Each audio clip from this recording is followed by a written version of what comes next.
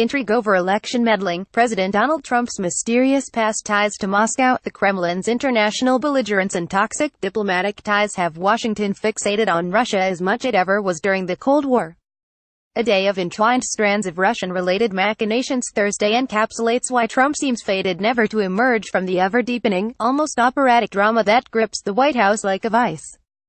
With uncanny timing, the day the administration finally got tough on the Kremlin also brought significant new revelations about the special counsel investigation into links between Trump and Russia that are threatening his presidency. The White House made a significant turn by finally rolling out sanctions on Russian groups and individuals, including one close to Putin, to punish election interference by the Kremlin, and signed up to a tough statement alongside Britain, France and Germany slamming Moscow over an alleged assassination bid on a former Russian spy using nerve agent in rural England. But consistent with the pattern of this presidency, the administration's narrative was quickly overshadowed by a new bombshell about Robert Mueller's probe. When it emerged the special counsel had subpoenaed Trump Organization documents, including some about Russia. Trump warned last year that Mueller would cross a red line if he began to probe his family finances not related to Russia, sparking speculation that he could fire the special counsel, a step that could cause a constitutional crisis. Trump's repeated failure to publicly rebuke Russia for its behavior, even though other members of his administration do, has fueled debate about whether he really does have something to hide from Mueller. But his White House finally did target Moscow on Thursday, unveiling its strongest sanctions yet against individuals and entities in an effective validation of assessments that election meddling did take place. The move finally honored a congressional mandate to respond to the cyber interference. Targets included a Russian troll farm, Putin confidant Yevgeny Prigozhin and 13 people already indicted by Mueller. Russia's behavior or lack thereof on the world stage is continuing to trouble us and we are continuing to press back in meaningful ways, a senior U.S. official said. By no means will this be the end of our ongoing campaign to instruct Mr. Putin to change his behavior. The sanctions announcement underlined the odd duality on Russia that runs through the Trump administration. On one hand, top officials, publicly and privately, stake out a hawkish line toward Moscow and endorse the intelligence agency assessments that Russia meddled in the election to help Trump. Yet the president maintains that the whole episode is nothing but a witch hunt, and leapt on disputed conclusions by the Republican majority on the House Intelligence Committee this week that there was no collusion.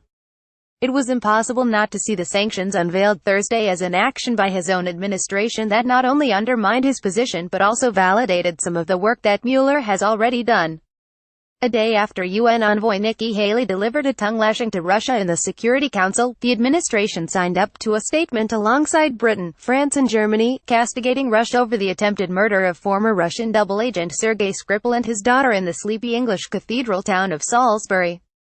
The statement abhorred the use of a military-grade nerve agent, of a type developed by Russia, that constitutes the first offensive use of a nerve agent in Europe since the Second World War. The UK's allies shared its view there was no plausible alternative explanation, and said Russia's failure to adequately explain the episode further underlines its responsibility in the matter. Taken together, the two strong statements of U.S. resolve added up to the most robust and explicit warning to Russia ever made during the Trump administration and appeared to mark a policy turning point. Yet even in this moment of vigor, doubts still lingered about the president's own views. While condemnation has been strident across the administration, Trump has offered the meekest rhetoric of any senior official. The president has been dragged kicking and screaming to this moment. Tony Blinken, a former deputy secretary of state in the Obama administration, said on CNN, Trump's public hesitancy to rebuke Russia was on show in the Oval Office on Thursday when he was asked about Salisbury. It certainly looks like the Russians were behind it. Something that should never, ever happen. And we are taking it very seriously, as, I think, are many others, the president said. While his comments directly tied Russia to the attack, they were mild compared with other official U.S. statements. Given the gravity of the use of a nerve agent on the soil of a NATO ally and subsequent hostile Russian behavior toward America's special relationship partner, his remarks seemed a little tame. After all, the U.S. president has long been regarded, during the Cold War and afterward, as the leader of the West and remains the dominant power in NATO and the guarantor of Western Europe's security.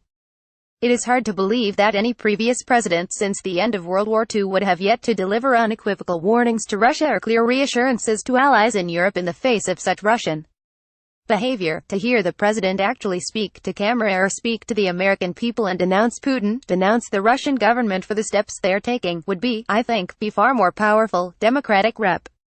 Dan Kildee of Michigan told CNN's Brianna Keilar on Thursday. Still, Stephen Hadley, former President George W.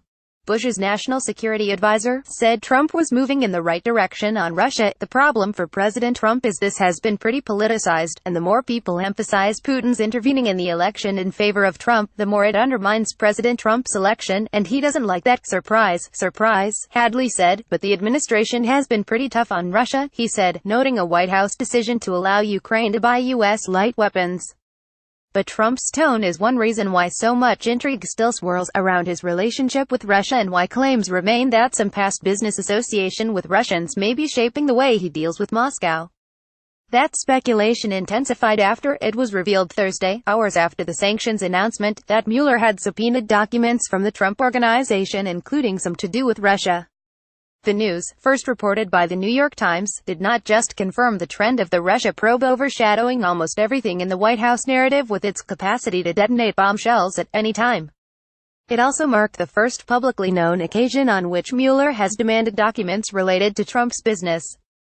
It confirms that the special counsel has moved beyond the question of whether there was collusion with Trump campaign officials or whether the president obstructed justice by firing FBI Chief James Comey in 2017. Mueller runs the tightest ship in Washington, so the extent of his request and how it fits into the probe are unknown. But establishing whether there are Trump relationships with Russian businesses could help provide clarity on whether he was compromised by Russia in any way before he ran for office.